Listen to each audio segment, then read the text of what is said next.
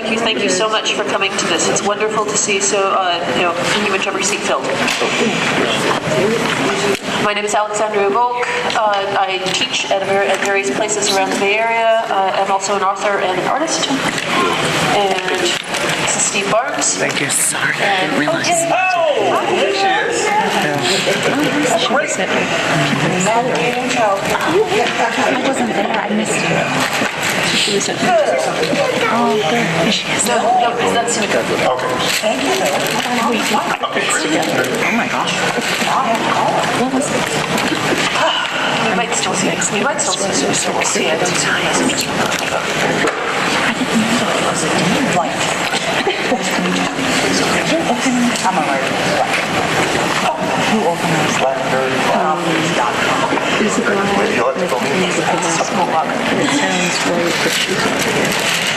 So yes, we're here today to talk about various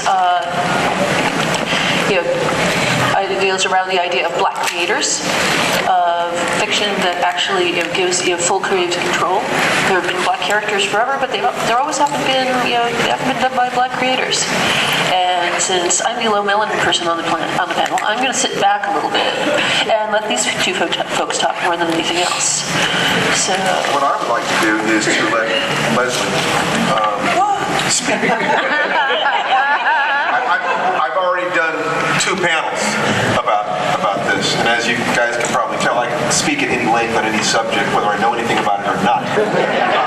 So I would like to start with take a position on this, and then we'll kind of allow the conversation to evolve. Now we each have one. Here we go. Hi, my name is Leslie Light. I am a critic and writer at a website called Black Nerd Problems.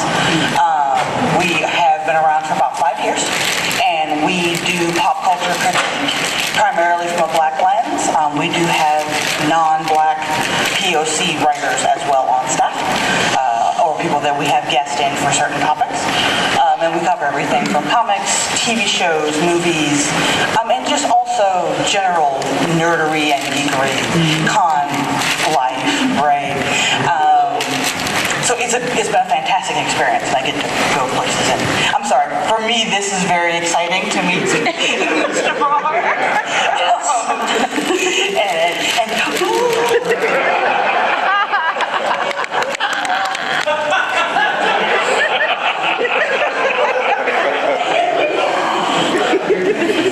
We're all fans of somebody. I put my wings on one at a time, like always.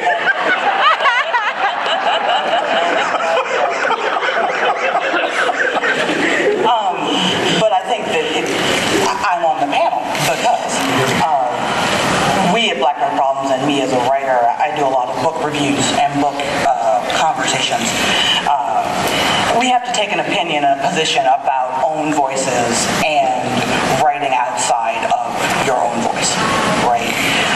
And how best to do that, and when it's done well and when it's done poorly, and how this is an evolving conversation. I don't want to sound prescriptive. If you're a writer and you've got the chops to get it done, get it done.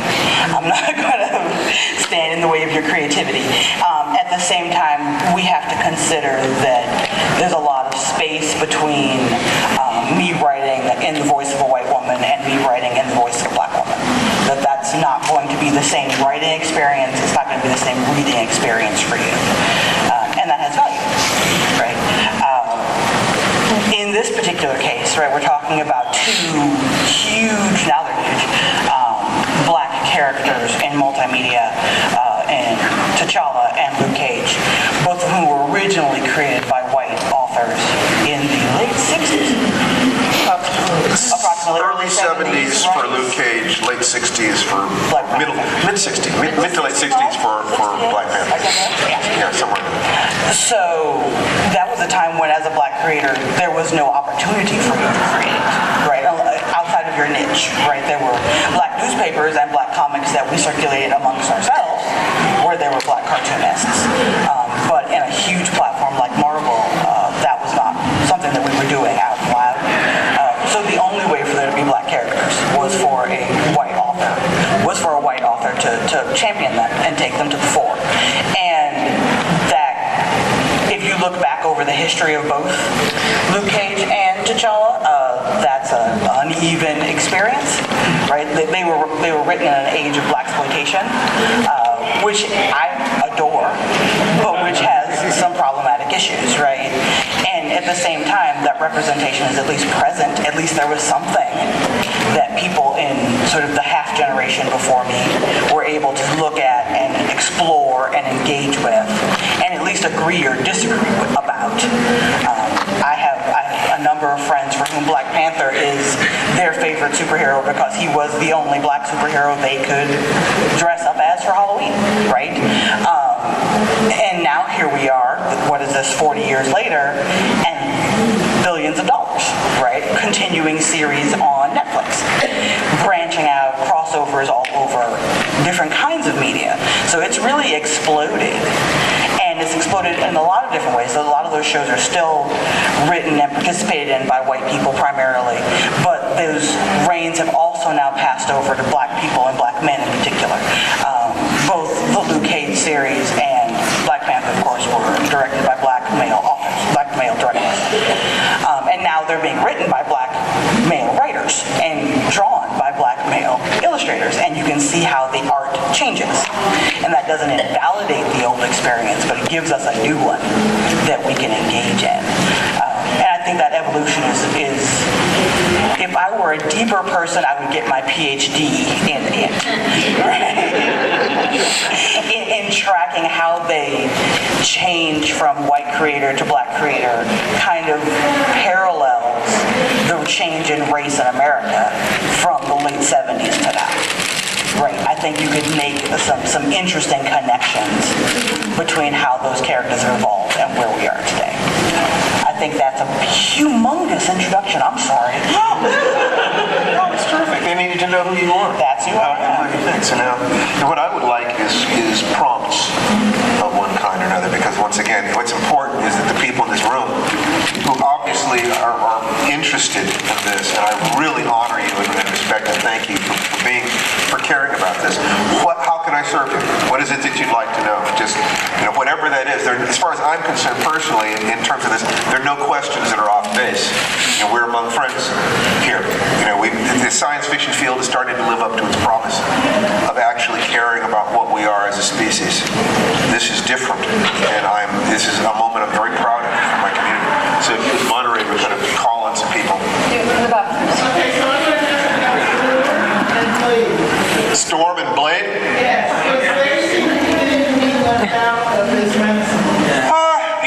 Storm isn't being left out. Storm was the only black character who survived all the X-Men movies.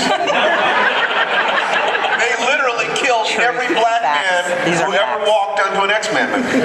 I'm not going to go see another one. I don't play that.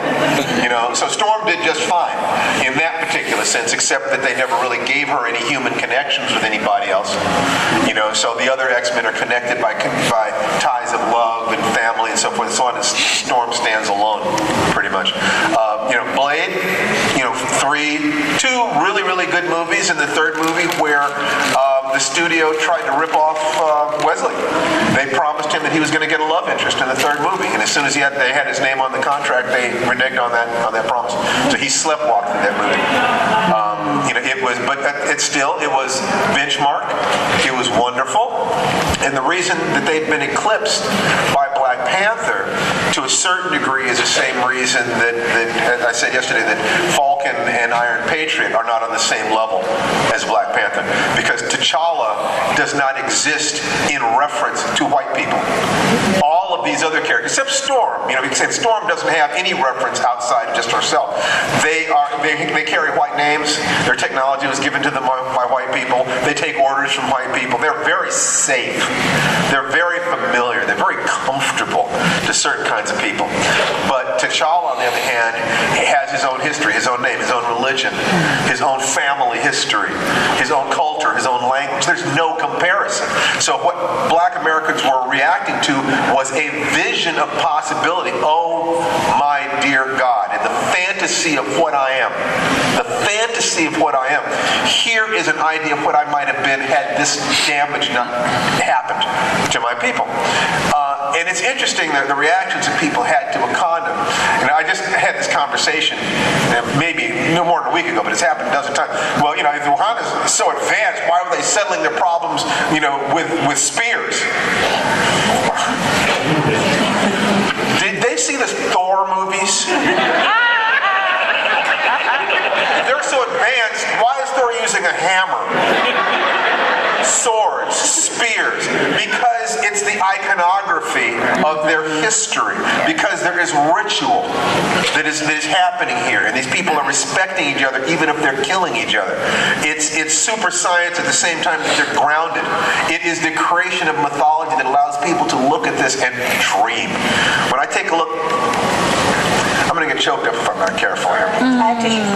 It's okay. If you saw the pictures of little black kids sitting watching Black Panther in the theaters, looking at these images that they had never seen before. They'd never seen anything like this before. And you have to understand that every culture gives their children thousands of images like this every day of their lives, of heroes who are brave and courageous and sensual and sexual and intelligent. And this is what we do for our children, so that they will know what the possibilities are. And if you were like me, if you were raised and you needed images of heroes, and all the heroes either didn't look like you, or specifically when people like you appeared, they were cowardly, or they were non-reproductively competitive in some way that we won't go into right now, but there's some interesting possibilities you start saying, or they died first. Then I guess I said this at the talk, one of the talks that I gave on Friday. There was an episode of In Living Color, and it was a comedy sketch show, and they did a comic sketch where they did a takeoff on Lethal Weapon, and you have this white guy driving a car, and you have the black guy next to him going, and the announcer says, he can't drive. And the next image is one guy is holding the black guy by the arms, and the white guy is beating him, played by Jim Carrey actually, is beating up two guys with karate moves. And the announcer says, he can't fight. In the third scene, you see the white guy making out passionately with this woman in an alley, and the black guy's watching him going. And the announcer says, he's not interested in sex. But when his partner is in the hospital, it's time for the sidekick to step in. So you have this scene, it's in a bar. This guy, the black guy is having a drink at the bar. White woman dressed in a slinky outfit walks up to him and says, well, I couldn't get that information that you were looking for, but I've got a room upstairs, and if we went up there, we could have a real good time. And he looks at her and says, I'm a black man in a crossover movie, baby. You're barking up the wrong tree. I could not believe that somebody had said that out loud. I couldn't believe it, because that's secondariness, that not existing except in reference to white people-ness. And it's not the same as it is for women, because men and women are two halves of the same creature. No matter how much problem they have, they can't exterminate each other. Can't sink half of a boat. But one tribe really can wipe out another tribe. Ask the Neanderthals. Oh, that's right. You can't. Hi, I'm Sumiko, Saulson. I'm so sorry I'm late, especially since I'm the moderator, but it looks like everyone's doing a fine job.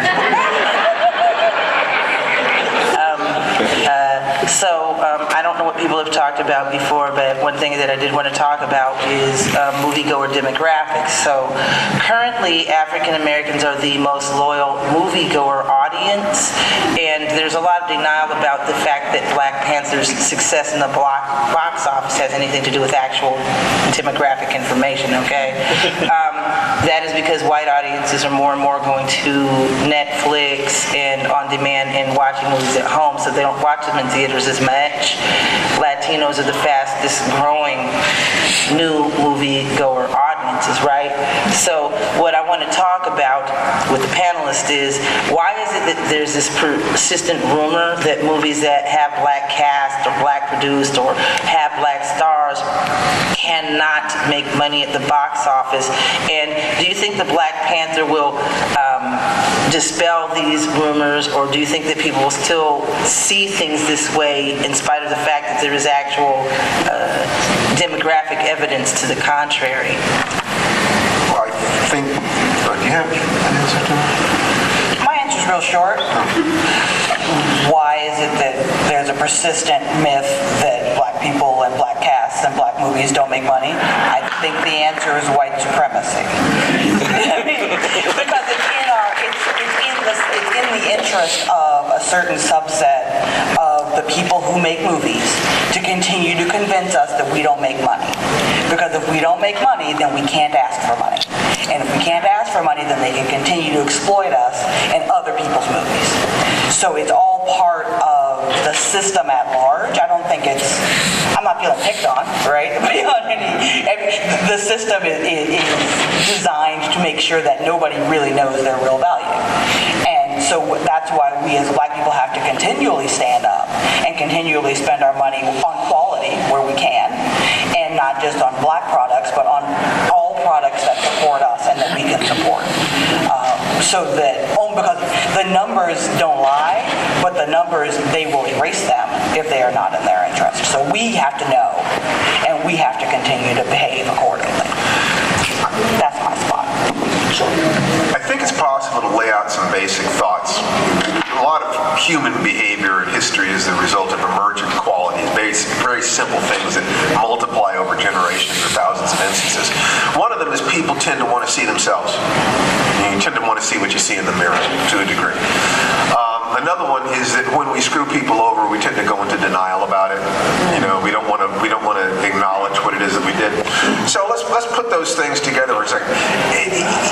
One of the problems here is that if you have a mythology that black people are not fully human, which is a mythology that was necessary in order to justify slavery, then after slavery ends, you still have that justification. So if white people are in charge of the image systems, they're going to tend to create images that reinforce their mythology, reinforce the mythology. This is what it is that we believe, this is what we want to believe and need to believe. The problem is that it's a self-fulfilling prophecy. I noticed years ago, it's like no black man had ever had sex in a movie that earned over $100 million in the United States. That you could see the box office drop over the course of the movie. You go to boxofficemojo.com and take a look at the statistics and see this was simply the truth. That black and Asian women could have sex in movies as long as they were having sex with white guys. That Denzel couldn't do it, Will Smith couldn't do it, nobody could do it. The first person who did it was Michael B. Jordan in Creed, directed by Ryan Coogler. So I remember seeing a movie called, I was at the movies and there was a coming attraction for Mo Better Blues. And Denzel Washington was making love to a woman in the commercial scene. And I was the only black person in the theater. And instead of looking at the screen, I turned around and looked at the audience. All the white women in the audience did this. All the white guys in the audience were doing this. I kid you not. And I evolved a theory right then that males do not enjoy watching reproductive behavior in males of competing tribes. There's a fear of being outbred, manifesting on a hindbrain level. Okay, so I started looking at that as a test case. Another thing that comes in here is that the executives who don't want to see certain images in Hollywood will never take personal responsibility for it. Nobody will ever say, I don't want to see it. They'll say, they don't want to see it. But it's just, it just so happens, well, we can't do this because the demographics aren't there. But curiously enough, if you have diverse decision makers, somehow they make decisions that reflect themselves, regardless of the fact that the demographics aren't quite there, supposedly.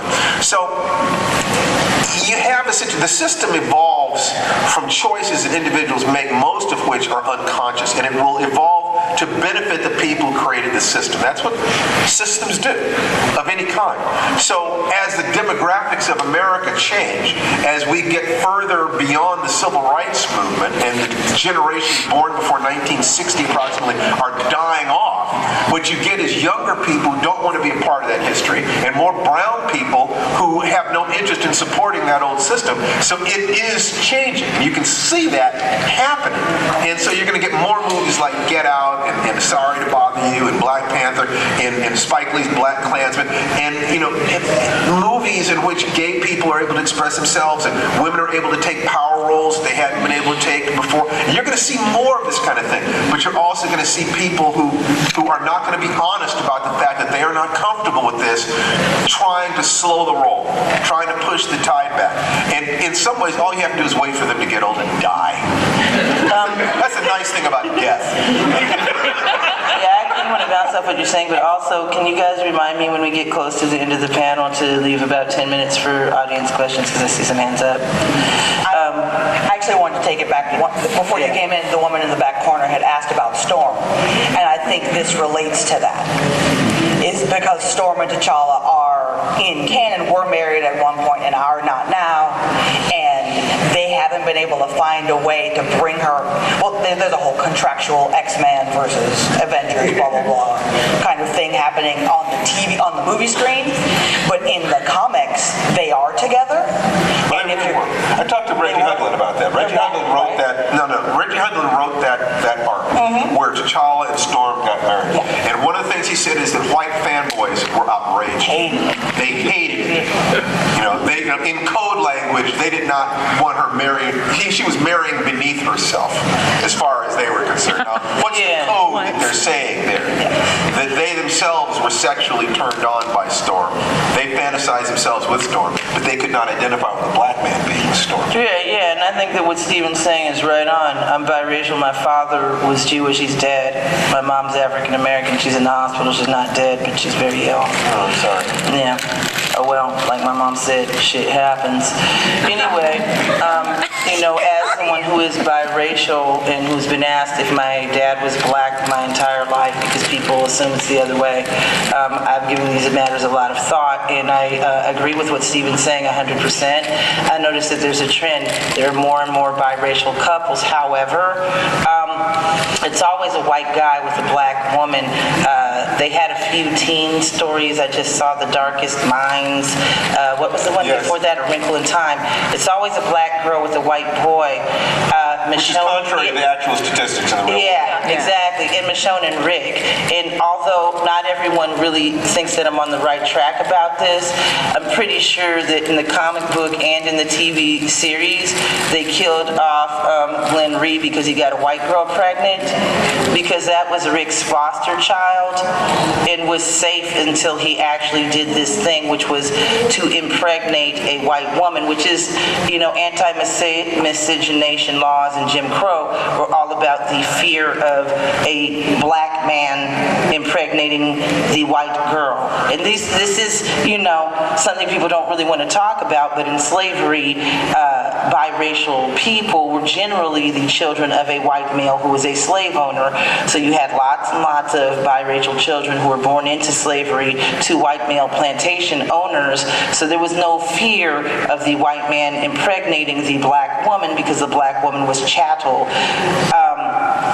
So there's a lot of really, really baggage, connected to that. I'm a big fan of Son of Baldwin, who is a, gay black blogger who talks about how people should be cautious about criticizing the new acceptability of black women being with white men due to the historical oppression of black women and the fact that black men have long been accepted for dating outside of the race, and black women have been very loyal to black men who are not always as loyal. And I don't want to hog the mic, but I do think that it's worth noting.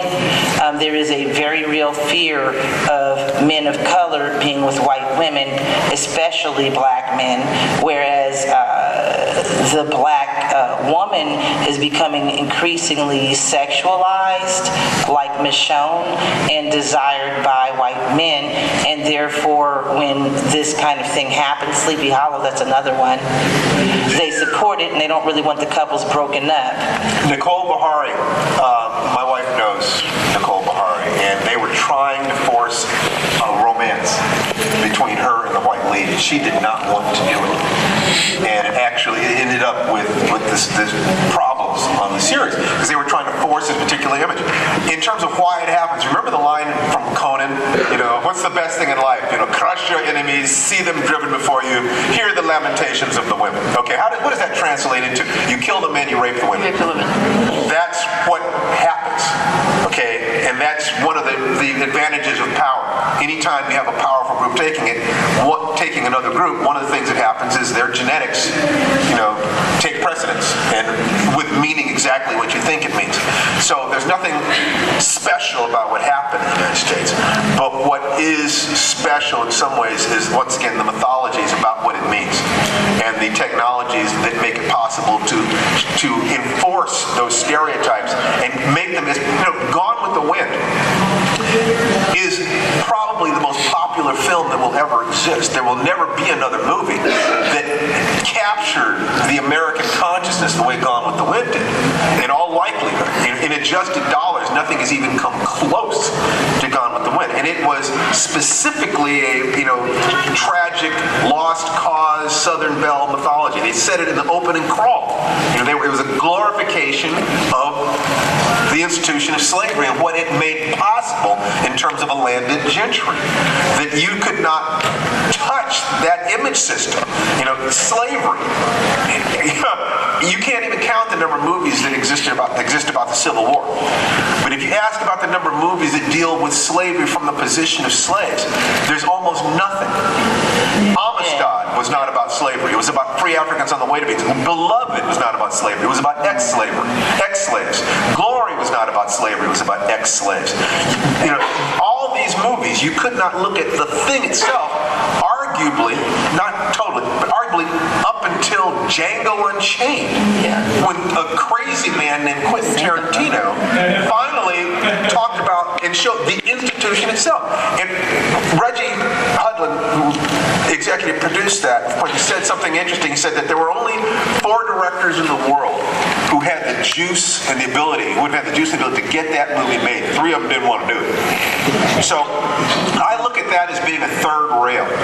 Once you start talking about that, it breaks an entire box open. I think one of the reasons why the science fiction field at this point is interested is that for all practical purposes, we're alien beings.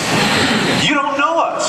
You know the images of us that have been from Hollywood and television and so forth all this time. But I think that a lot of you are asking, well, if you're not this image, who are you? And that gap actually creates opportunities for artists.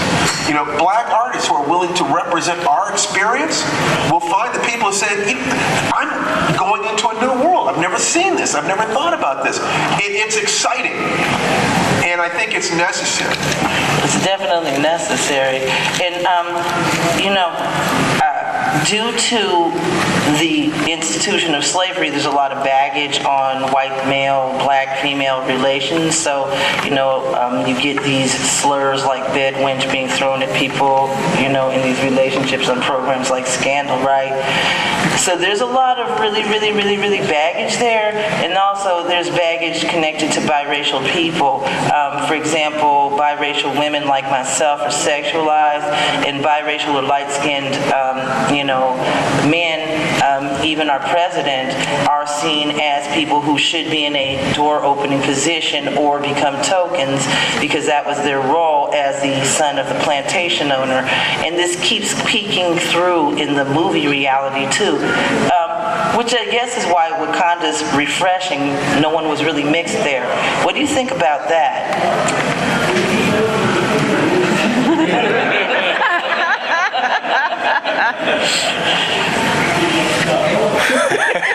I have to order my thoughts. I try not to talk.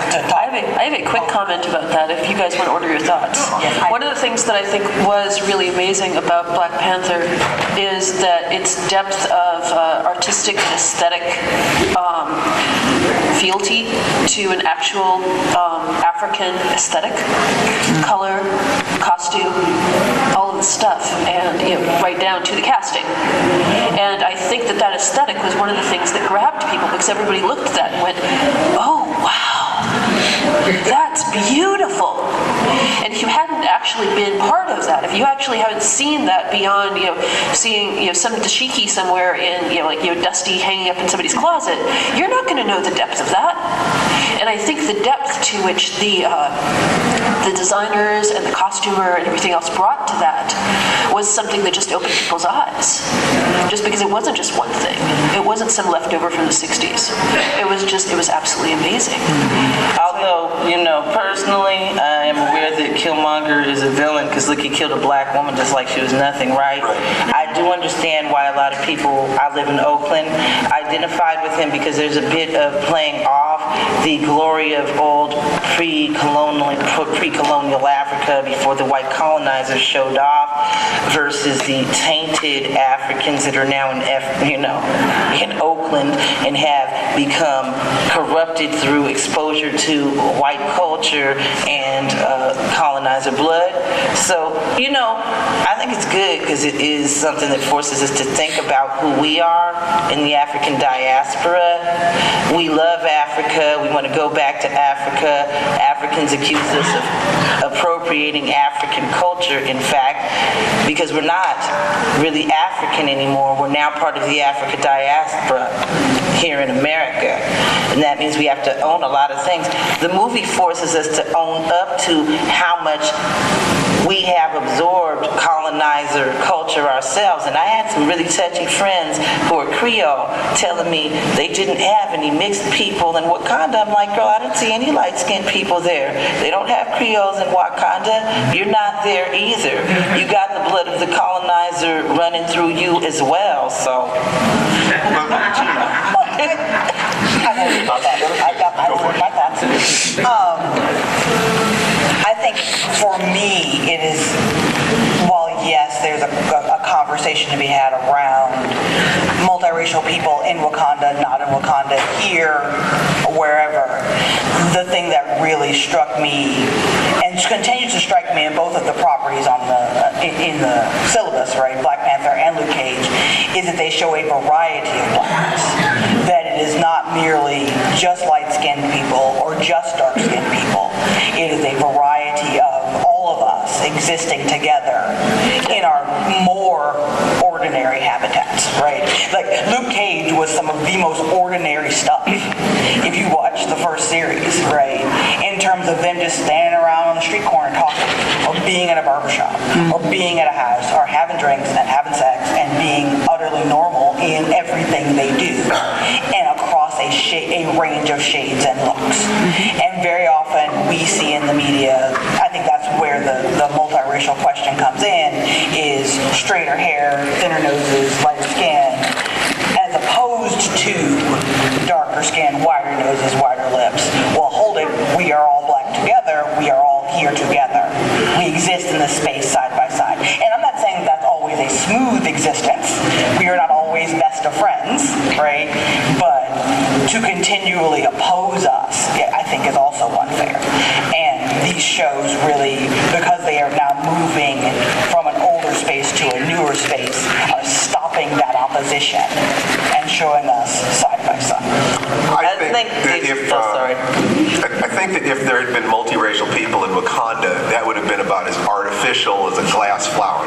I mean, if you're doing a movie about some kingdom in the middle of Europe someplace that wasn't discovered by outside world, would you expect to see black people in that kingdom? If you were doing one about something in someplace in Asia, would you expect to see black people in that kingdom? And it's like, under what circumstances would those genetics have mixed? How exactly do you do that for any reason other than the box office, or trying to to be politically correct. You can't justify it historically or genetically. You know, the fact is that different tribes come together, they interbreed because, you know, we're an exogamous species. You know, we like to boff things that don't look like us. You know, you have to pass miscegenation laws to stop us from screwing each other.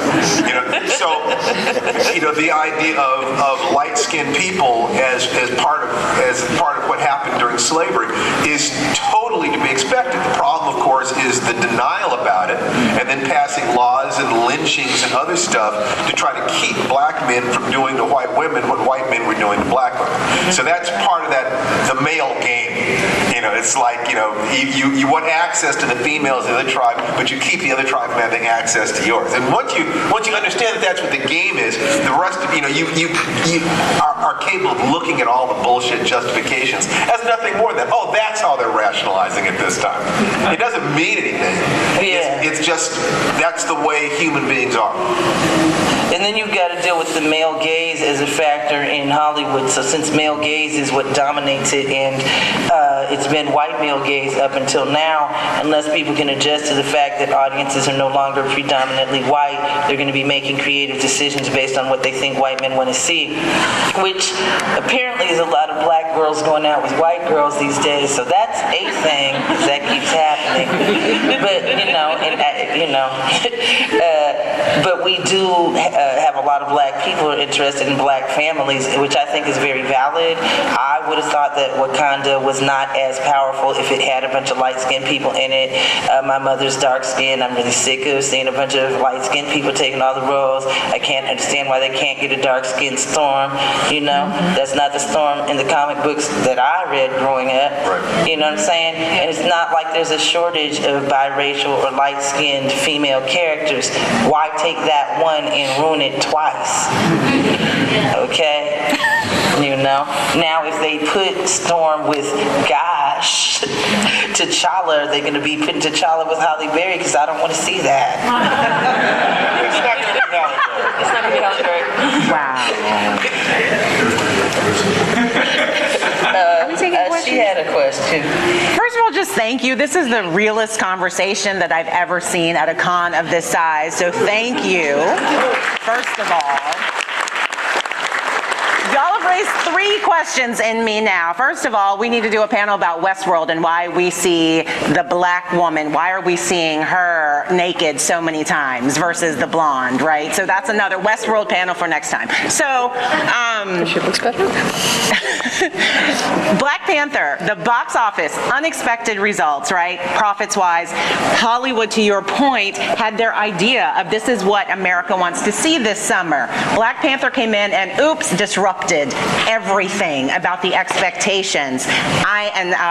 We were in a wonderful downtown Oakland exhibit the other month where we honored Sumiko as part of the Afro-Surreal Writers Workshop. We're here, and to your point, Stephen, Afrofuturism ain't new. We're here, we're doing this. How can emerging black sci-fi and spec-fic writers like myself take advantage? How can we get into the game now that, you know, Black Panther has opened the horizons? In some ways, that question was directed at me, I suppose. So I'll Anyone that can speak to unless it. one of my esteemed panelists would like to. You go first, I will order my thoughts.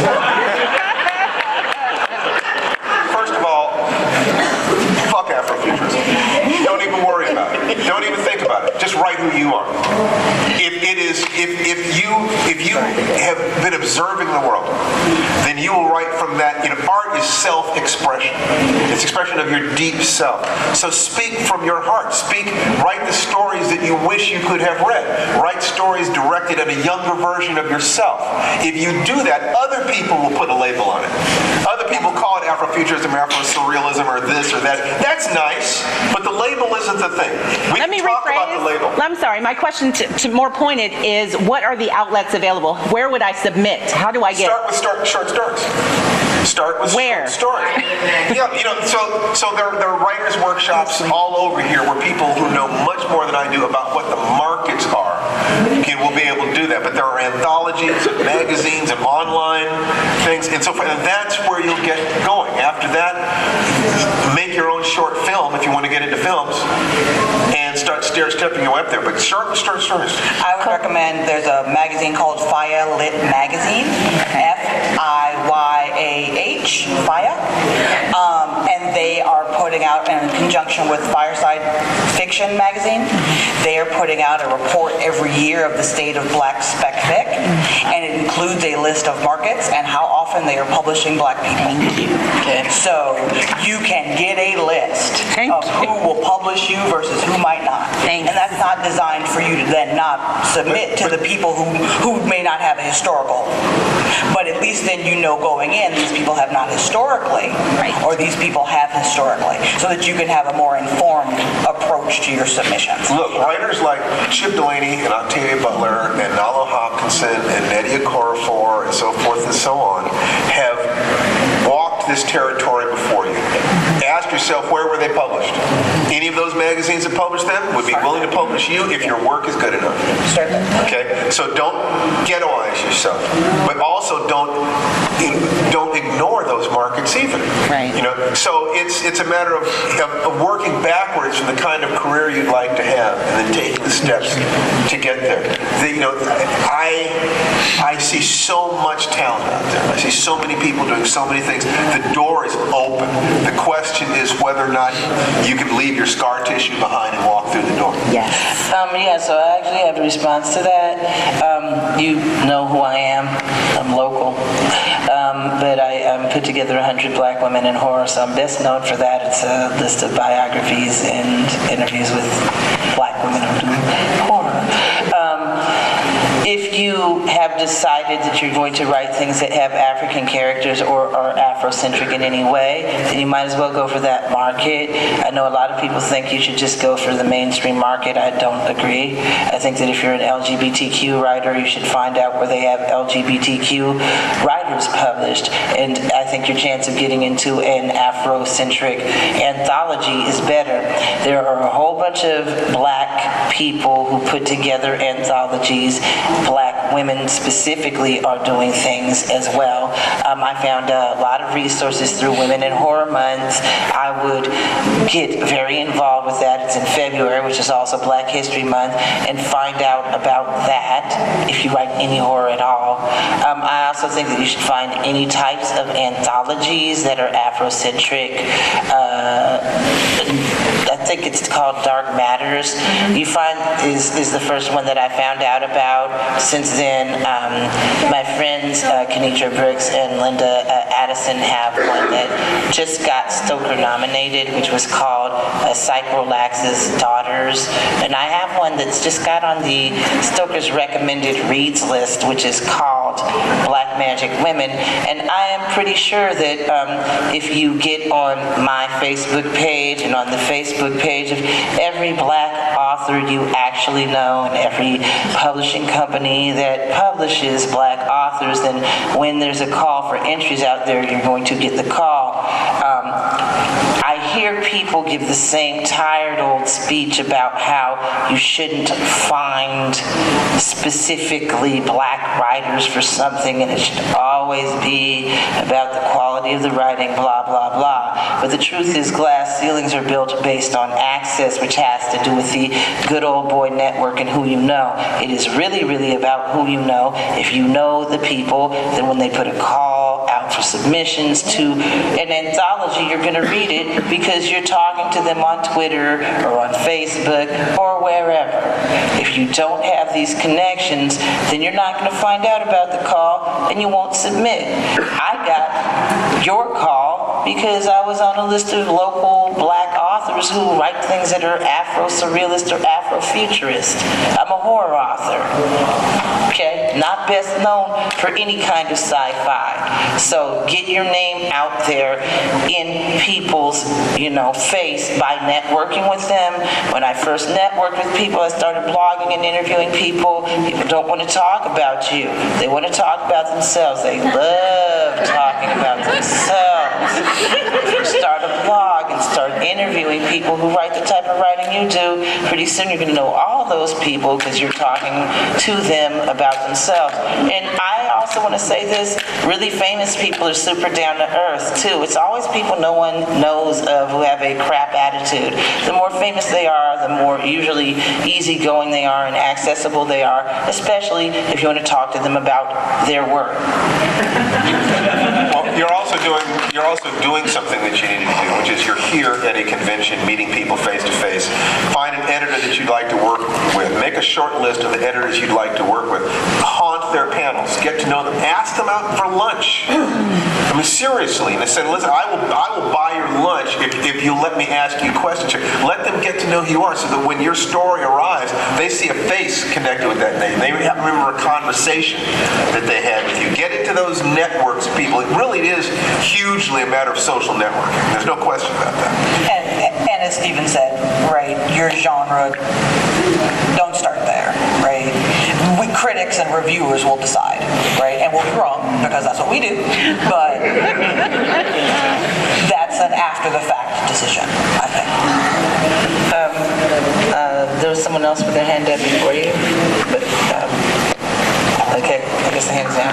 Okay, yeah, go ahead. Oh, I was going to say two things. One, 2 years ago, Black people told you that we were going to make Black Panther a success. We showed you what we were going to wear. It wasn't a Told y'all what we surprise. were going to bring to the theater to eat. That's why they didn't get no money in concessions. We dressed up, we showed out. When I got the WGA 2 months ago and they had the writers of Black Panther, they sat there and said they were so shocked that they didn't know that Black Panther. And I was like, bitch, we told y'all. And then we showed up and we showed out. Number two, can you just address the fact that everybody's talking about I love T'Challa, I love Killmonger and all that stuff, I love the conversation right now. But can we talk about the Black women of Black Panther?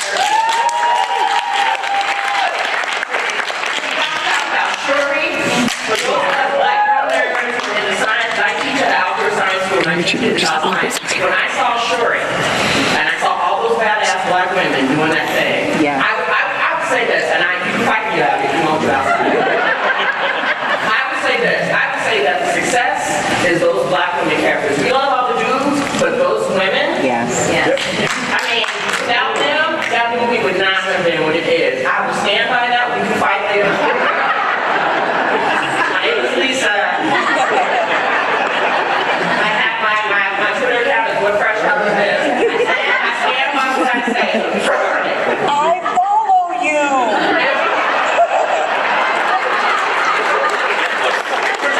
There's a lot of truth in what you're saying. You know, the entire theme of Black Panther was that T'Challa was not standing alone. He was connected to his ancestors. He was connected to his family. He was connected to his kingdom. It was all part of that. So balancing that with these, transforming the Dora Milaje from the wives in training idea of what the original was in the comic book to his guard, and fierce and powerful, and was a central aspect to balance that male and female energy. This is a tribe that has stood against the world. If you're going to do that, you have to have all of your people operating at peak efficiency. All of them, every one of them.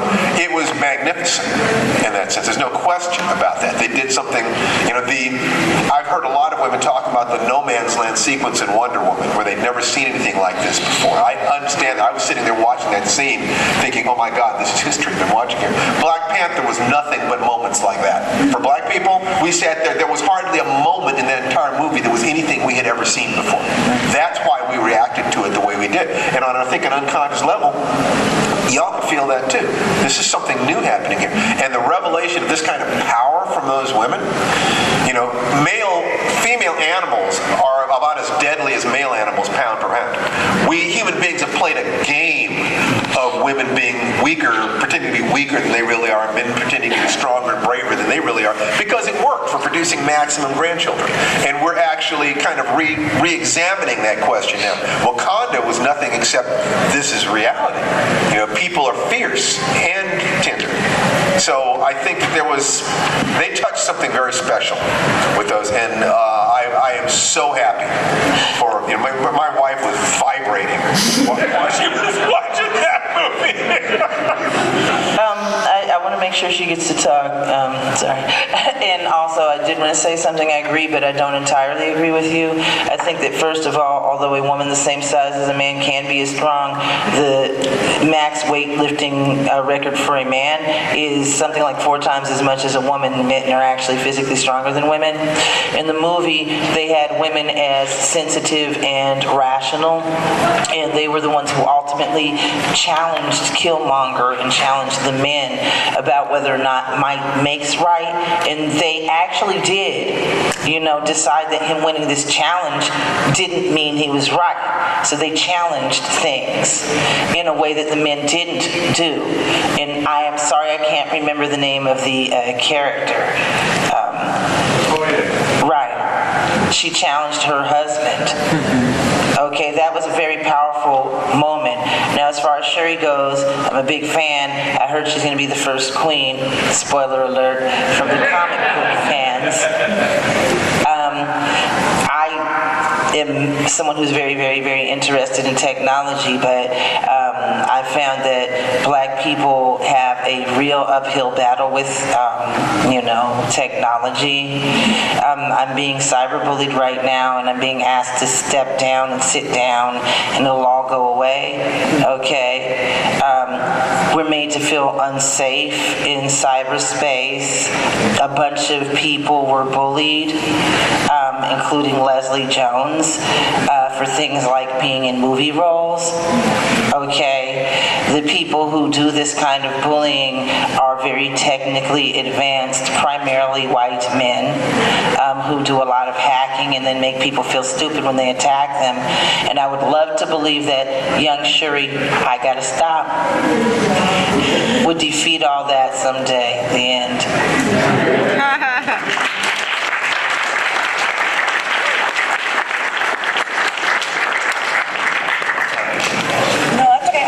We're done, right? We're wrapping? Yeah, we're done.